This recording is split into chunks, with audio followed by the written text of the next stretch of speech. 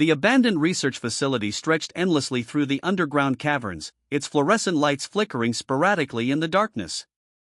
Dr. Sarah Chen moved cautiously through the corridors, her footsteps echoing against the concrete walls. She had been part of the original team that studied the phenomenon 3 years ago, before the project was hastily shut down and classified beyond recognition. Now she had returned alone, driven by questions that haunted her sleepless nights. The government insisted the facility contained nothing but failed experiments and obsolete equipment. But Sarah knew better. She remembered what they had found in the deepest chambers, what they had tried so desperately to contain.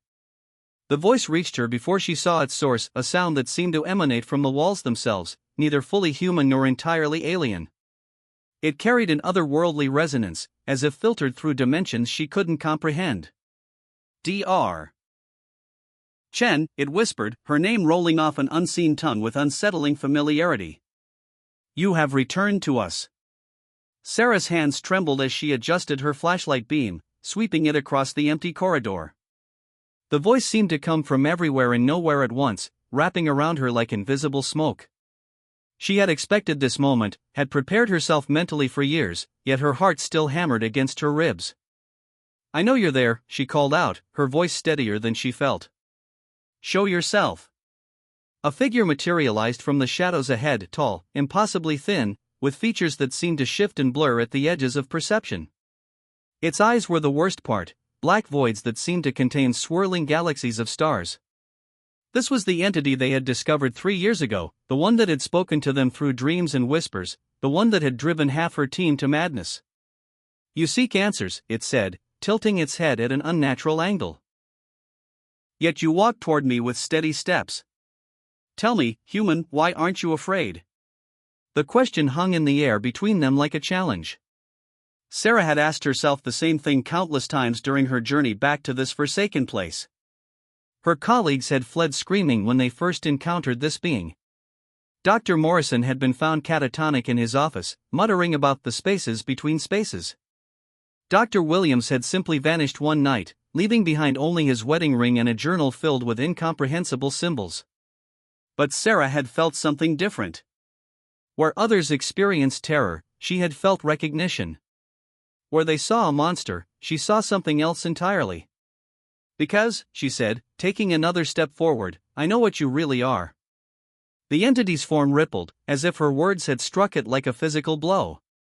Its void-like eyes seemed to widen, and for the first time since their initial encounter, it appeared genuinely surprised.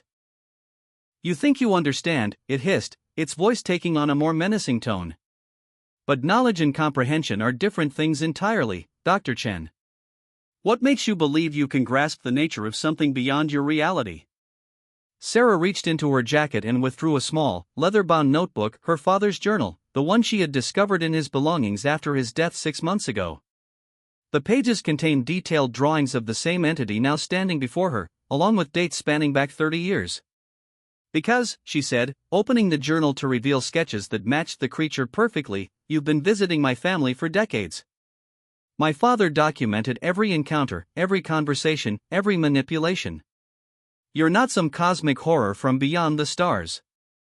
The entity's form began to waver more violently, its composed demeanor cracking like a facade under pressure. You're a parasite, Sarah continued, her voice growing stronger with each word. You feed on fear, on madness, on the psychological energy of broken minds. But you made one crucial mistake with my family. My father figured out how to resist you, how to see through your illusions. And he taught me. The creature let out a sound that was part shriek, part laugh, its form beginning to dissolve at the edges. Clever little human, it snarled. But even if you understand what I am, you cannot stop what I have already set in motion. Your colleagues, your friends, your loved ones, they are all still vulnerable. And now that you have returned, now that you have seen me again, the connection is re-established. Sarah smiled grimly. That's exactly what I was counting on. The entity's expression shifted to one of confusion, then dawning horror as Sarah pulled out a small device from her other pocket. A modified electromagnetic pulse generator her father had designed specifically for this moment. You see, she said, her finger hovering over the activation switch, I'm not here to run away this time. I'm here to end this. The last thing the entity saw before the pulse fired was Sarah's unwavering stare, filled not with fear, but with cold, calculated determination.